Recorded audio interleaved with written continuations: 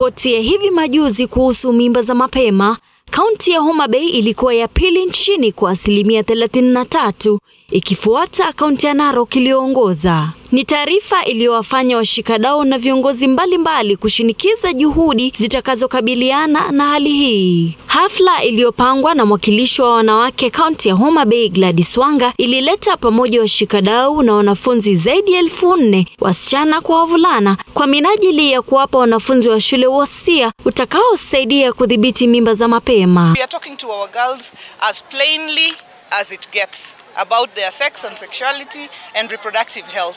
Kulingana na utafiti wa Umoja wa Kimataifa mwaka 2018, ilidhihirika kuwa wasichana wengi wanapata mimba za mapema kati ya umri wa miaka 10 hadi 19, sababu kuu ikisemekana kuwa ni ufukara. Akizungumza katika hafla hiyo, Gavana wa Kitui Charity Ngilu aliongezea kusema kwamba kushauri utumiaji wa dawa za kupanga uzazi miongoni mwa wanafunzi vilevile kunachangia kwa mimba hizo na ni jambo ambalo halifai kuruhusiwa. So we don't encourage sex at all in school, even before the age of 18 we don't encourage, and that's why we were here to tell them this is wrong. Afisa mkuu mtendaji wa bodi ya filamu nchini Daktari Ezekiel Mutua vilevile alishauri wanafunzi kuchuja matangazo ya vyombo vya habari ili kujikinga na filamu chafu. Bad content destroys good morals, and that's very important that we have real conversations so that our children can consume content intelligently and responsibly.